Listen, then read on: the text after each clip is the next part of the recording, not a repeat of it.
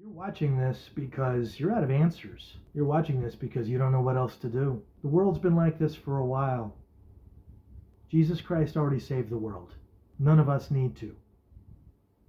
But we can make it a little better for our children. Today we're going to talk about civil initiatives. Now, civil initiatives exist for one reason: to change and mold the law based on the needs of the moment. Now, they may take a while, so bills tend to live their own lives, whether they take many years to pass or you're able to get them passed right away. Either way, civil initiatives are the average citizen of the United States way of breathing life into the law. This is a waltz, and we're all eligible dance partners. So here we go, bullet points. First one I want to throw out there is kids voting younger. Today, the vote is you can vote at 16 if you're going to be 18 as of a presidential election. The goal is to have this lowered to the year 14 years old in 6 months. Pay toilets need to be legalized again. Right now we have homeless that are going in and using a toilet, abusing it to the point where kids are being molested and drugs are being used to the point of overdoses. So places like Starbucks and the local grocery store are calling their restrooms unavailable to anyone. This is an insurance issue in which they don't want to be seen as liable. I don't blame them, but let's face it, when I go into a coffee shop, I expect to be able to pee in a toilet. I want to end the profiling of people for what they look like in traffic or anywhere else for that matter. If you're dressed a certain way, you should be protected from police stops. It is unnecessary to pull somebody over who looks like they're going to work, they're dressed in a suit, because their blinker's not working or they have a tail light out. I want to stop all traffic stops for minor reasons. They'll be spelled out and each county can adjust them. But if you're on your way to work and you're wearing a suit with a collar, I don't care what ethnicity you are, you should not have to risk being pulled over by the police. Now, the cam system, the video cam system, the video surveillance system is extremely reliable these days. So when you're really speeding, all we really need is a car that's going a certain speed, noting the speed, and you're zipping by them at 95 miles an hour. Clearly you're speeding. Send the person the video proof by email attached to their registration or their driver's license. Give them enough time to pay the ticket and lower that ticket to something like $1 or 10. And stop pulling people over in traffic for no good reason. Obviously, there are going to be exceptions to this. Those are usually done at the municipal or county level, and we'll see what comes of it. There are worst case scenarios like when Sandra Bland was pulled over for not signaling, but she crossed 3 lanes of traffic. She caused a potential traffic hazard, and the extremely rude cop was fired from his job over that. But she lost her life over hers. Unnecessary, no matter how annoying she was. Before the grace of God go I? Instead of traffic stops, it's much easier to email somebody and say, if you've got proof beyond this video that you weren't speeding or that you didn't cross 19 lanes of traffic without signaling, we'd love to hear from you. And we want to lower the amount of citations. It's just wasting the court's time. Do you want to pay for that? We need to reinstate driver ed. I do not believe in penalizing an entire population for crappy driving when we never teach them how to drive correctly in the first place. Now, if we protect somebody who's wearing a suit and they get pulled over for a stupid reason anyway, what happens when they can prove that they were pulled over and the cop was negligent? Or maybe the cop just made a mistake. I want to make it so that when you get pulled over and there's no good reason for it, or at least none listed under the law, you get paid $1,000 or more. That sound good, Rosa Parks? I want to reward the likes of the spirit of Rosa Parks with money. It's really the only way the law has. What this does is it reverses social or visual profiling. When I don't shave, I get profiled too, folks. And let's get something straight. I am an Italian last name with very olive skin. I'm of darker skin tone than most of my colleagues, and I claim Caucasian. Thus, I don't believe in white privilege. I refuse to believe that albinos get all the breaks. With exceptions, I would like to see the cessation of traffic stops by police. I would like to see a day when the only reason we see a police officer stop somebody in traffic is to help them with a repair. There's no reason for it anymore. The video surveillance is working better than expected. A brief commentary about video surveillance. After living at a homeless shelter for months out of last year, the theft rate at the homeless shelters I was at was under 5% because they knew the video surveillance was capturing everything. Whether you have a drone vehicle in traffic or you station cameras somewhere, The cameras are going to capture it, and the resolution is high enough. Sound and sight, we're getting everything. Let's make Big Brother work for good, huh? Now, obviously, if you're somebody who is showing bad behavior, video cameras might not be your best friend. However, the whole point of a police officer acting as a witness is so that the person can't say, wasn't me and you can't prove it was. Ha! Actually, the video doesn't lie. And the law should read, if the video can't be disproven, you're guilty. And the penalty itself should be low. When it comes to alcohol-related offenses, I'm sick to death of hearing about people that have gotten off easy on DUIs. I'm sick of it. There's too many people getting injured and killed because of lazy, self-entitled people who are addicts and who refuse to stop. If your favorite sentence is, I choose to drink, let the world cope with me, you deserve to be deported. We can't stop you from drinking, but we can stop you from doing it here. One initiative is to propose when you hit a certain quota of DUI convictions, whether it be 2 or 6 or whatever, you may be deported from the state of conviction. News isn't all bad. What about lower the drinking age? I want to lower the drinking age. We need more responsible kids sooner. There should be drinking limits per age. There is absolutely no justification in a 12 or 13-year-old downing an entire bottle of vodka or finishing a 6-pack of beer by themselves, with or without parental supervision. Just because your parents are drunks doesn't mean you have to become one. And find healthier friends to hang out with. The single most powerful weapon against poverty, against homelessness, and yes, against domestic violence is a job. The greatest fortifier of jobs is commercial real estate. Filling those malls and office buildings and even our own homes with business. It's really hard to have a successful business when you have to crawl over the walking dead to get to your front door. Instead of penalizing junkies for dressing with their pants around their ankles, smelling like alcohol and urine, and insisting and asking for somebody for spare change, essentially enabling their addiction with everything you give to them, I want to reward people for their commute to work. If you're wearing a suit, you may not be pulled over. I want to protect and fortify those commercial real estate neighborhoods, anywhere zoned for business, whether you're driving for Uber, Instacart, or you're a subcontractor for Amazon, or you're doing something really cool like making movies about civil initiatives. You should be able to do your craft without being bothered, interfered with, or molested by people who don't give a damn, who are living for their next addictive rush, whether it's drugs, alcohol, or attention. Now, all of the political differences that we have can be resolved one way. An independent third party appointed by Homeland Security should be responsible for future voting tabulation.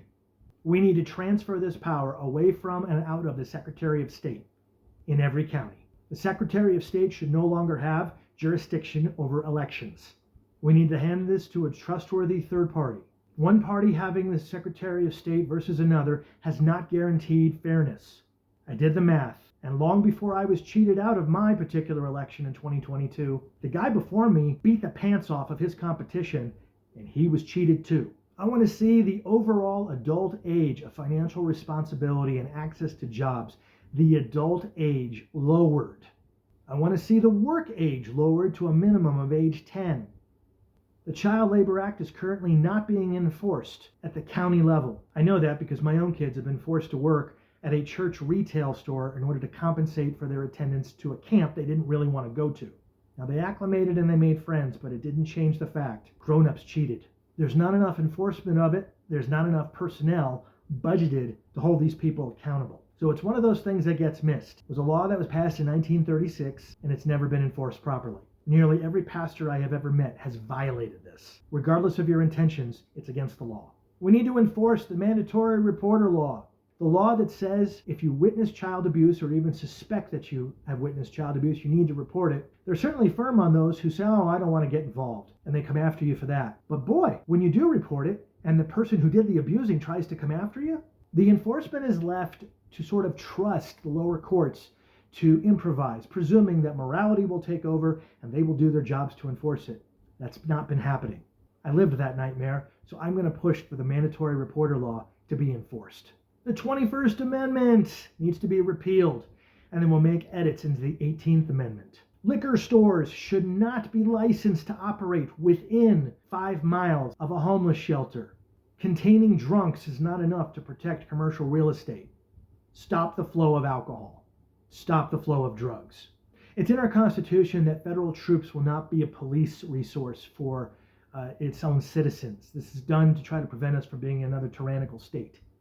However, I want to add something to this. I believe when police departments need help, they should be able to call in the National Guard for substitute policing. The greatest need for this that I saw were schools, after myself teaching for 11 years, and human services facilities, whether it's checking in for help with your rent or actual homeless shelters.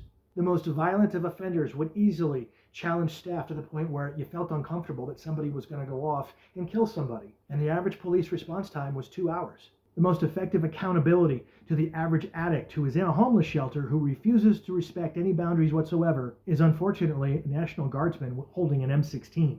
Fair market value pay of teachers. How do we regulate this one? You take the fair market value of minor league professional baseball, which at this time is currently $250,000 per season, and you enforce the educational employer to pay that amount to every teacher hired. And you force teachers to be paid by the school districts the fair market value that we're paying to professional baseball players. And you force the school districts that are paying teachers to pay them the same amount of professional athletes. We reduce the tenure time from 20-something years down to under 5. That also means the competition to become a teacher is going to be that much more fierce. I don't believe in taking away tenure. I believe in reducing it to just a few years. This will force us to do two things. One, the greatest teacher in the world is going to be hired. And if not, the school board's going to have the responsibility of replacing that teacher overnight. Get more involved in your school boards. Parents, do not sleepwalk through your kids' education. Get involved. School boards and school districts should be broken into smaller pieces. We need to reduce the size of school districts. Break them down into hubs. No more of the massive sizes of school districts that we have seen throughout the 20th century. This only hurt us. This is a remnant of the Jimmy Carter era, and it has to die, or our schools are going to keep getting worse. Homeschooling is not the solution, and pushing our religious beliefs onto other people isn't going to solve the problem either. I'm an Assembly of God guy. I was raised Catholic and I practice Protestant, and I don't force my will onto others. Telling the kids they're going to go to hell if they don't do things your way is not helping anything. Got that, Dave Williams? As far as the individual conflicts between local personalities and myself, fleeting. Here today, gone tomorrow. Great change happened in the Republican Party when Herbert Hoover got elected president, back just before the Depression started. It was Hoover who changed the idealisms of what the Republican Party started as. We originally started as, let the free market take its course and stay out of people's lives. Let us know when you need us. We hope we have the best ideas to serve you. That's republicanism. Republican was never supposed to be about regulation. That's what the other team does. And Aaron Sorkin got it wrong in his episodes of The West Wing, whether he had Samuel L. Jackson asking you all to go vote, along with your dead family, or he tried to put the screenplay into Jimmy Smith's mouth that all the major innovations of the civil rights movement were by way of the Democrats. No, the Democrats gave birth to the KKK. The Democrats were the ones trying to keep women oppressed and slavery active. It was Republicans who fought for those freedoms. I love your work, Mr. Sorkin, but please get your history right. Now, that having been said, Republicanism today in 2025 is not the same as it was 100 years ago. Republicanism is supposed to mean this: stay out of people's lives unless they absolutely need us, and when we're called upon, have the best ideas. Unfortunately, we've gotten into a system of condemning things in the name of our own ideology. In theory, we're supposed to be the party that welcomes every sexual orientation and ideology humanly possible. We're supposed to be the party that welcomes everyone. We're supposed to be the party that fights for the right to get an abortion. You've heard the term pro-life, pro-choice. This initiative is about changing the rhetoric when spoken into law. Involuntary, voluntary miscarriages. The rhetoric for pro-life, pro-choice, and abortion. The rhetoric for abortion in terms of legal speak should be updated to calling it involuntary, voluntary miscarriage. Once we change the rhetoric, we can start talking about how technology makes it possible for a child to exit the mother's womb at any given time without losing the life. Through God, all things are possible without sacrificing the suffrage movement. Republicanism is technically pro-choice. Republicanism would mean drugs are legalized. Republicanism is supposed to mean let the free market take its course. Republicanism means let the free market present opportunity. Republicanism means let the free market remedy things. Let innovators fly. Let doctors remedy. Let genius prosper. Republicanism means let the free market run its course. That includes people who want to take a fetus and transfer it into a machine where the baby no longer has to die by exiting the mother's womb. Instead of the mommy carrying the baby, it will go into an incubator where the baby would be able to eat and breathe on its own. I don't believe in calling a baby a lump of flesh. Use that in my presence. We're going to have words. Babies do not need to die in order to honor women's civil rights. Babies do not need to die to enforce women's civil rights. And in terms of reproductive rights, there are restrictions on both genders. Anyone in public office who says differently is ignorant. One of the ways to protect life is to incentivize childbirth by not charging people for giving birth at a hospital. We're offering grants to human service providers who are willing to do in-house childbirth. Same exact procedure, but you do it at home. When we pay people to have healthy families, I believe they will. Now, obviously, there are going to be folks who are going to abuse some of these laws if they do get made into actual laws, going to find loopholes around it, ways to profit from it that we haven't thought of yet. Folks, that's just the nature of the beast. We got to start somewhere. I used to joke that the average age of the Republican registered voter in Arapahoe County was 106 years old. It got a bit of a laugh. Then I looked up what the actual age is. 79. You think we're missing a few younger voters? No, it's not that young people are Democrat voters by default. It's that when most people go to register to vote, especially at the DMV, they're offered the following. You've got a choice. You have to declare a party. You can either choose Democrat, you can choose Republican, or if you choose independent, you get everything. So you know what people say? Oh yeah, give me everything. I want everything. That's like saying, would you like a hamburger for lunch? Would you like pizza for lunch? Or would you like the entire buffet where we have everything? What would you choose under those conditions? I would have chosen the independent too. As a civil advocate and a very unbiased member of the Republican Party, I know how flawed my colleagues are. I object to the ignorance in that pitch by DMV officials. I sat and watched it. It made me sick. And then I realized we weren't educating people any differently. And then I realized our party's message was confusing. They had no better choice but to opt for independent, because we have behaved badly. Now, I know many of you have heard the theory that registered voters who have died have predominantly been counted for the Democrats. Well, let me give you some perspective.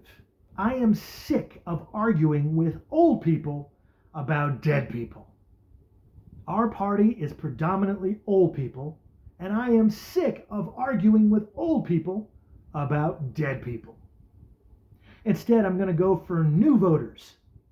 For those of you who don't know this, if you are 16 years old as of the day of election at midterms, when you would otherwise be 18 of a presidential election, you are eligible in the state of Colorado to vote. I repeat, if you're 18 years old as of the presidential election date, then you are eligible to vote at the midterm, which is 16 years old before that. So how soon do we teach these kids how to vote? Well, if we're teaching them how to drive at 13 years old using simulators, whether it be video games or a controlled car, why aren't we teaching them about how to vote? Apparently, it's more appropriate to teach them how to go to school as boys and come home as girls, or tell somebody that they prefer to be a girl that day so they could sneak into the girls' locker room. Title IX being abused. As of 2025, I'm going to go into town halls and classrooms and teach kids how to vote while they're 13 years old. I'm going to teach them what your schools refuse to do, how the Constitution really works. The program is called Test Vote. It is aimed at kids, and it's going to privately capture their vote, teach them what they need to know, and test their knowledge, and make it fun. It gives them a voice, apart from their parents, apart from their teachers, apart from anyone else who can tell them what they can't do and what can't be done. Make good choices only goes so far when 13-year-old kids are raping and killing their teachers. I've had it with the drug culture nurtured by Rhonda Fields and her Democrat buddies in Arapahoe County. That goes for you too, Omar Montgomery, and anybody who kisses your ass. And I'm darker skinned than most of your NAACP wannabes. Do you really think albinos benefit from white privilege? You arrogant son of a bitch. Meanwhile, the drug culture's been taking over not just Aurora North, but many communities in our country because you have tolerated it. Now, you don't win people's loyalties by telling them that they're a bunch of jerks. It doesn't work that way. And I've learned that trying to get anybody to agree on ideology is just a waste of time. We've all become a bunch of little self-appointed prophets. Not good. Not healthy. And attacking each other isn't helping anything. So I'm going to use the one common denominator Jesus Christ gave us. He said, and I quote, "You cannot serve two masters. You will either serve God or you will serve money." You will either serve God or you'll serve money. So what I'm going to do is impute funds into the district captains. That's right, $15,000 operational costs to every district in the state until we rebuild what many of our chairs have refused to do. The words nonprofit do not default to volunteer. You are entitled to be paid as a part-time job, and that's what this is. The district should be funded by the counties should be funded by the state. None of that has been happening. Dave Williams didn't cause the problem, but he's also not solving it. And anyone who supports him, your efforts are fleeting. And let's get something straight. If I had the approval of every one of my teammates registered to vote here, I'd still get my ass kicked in every general election because the people in the outside world resent you. Like I said before, I'm sick of arguing with old people about dead people. I'm going after the young, alive ones. I'm going to teach them how to vote. And we're going to gather up new candidates with finance districts and inspired ideas. And we're going to beat the shit out of the enemy. You can either be a part of this or you need to step aside. I said before at CD5 speech, when our enemies become God's enemies, then they will fear us. Look me in the eye. The Lord is with me. So for those of you He's not with, you should fear me.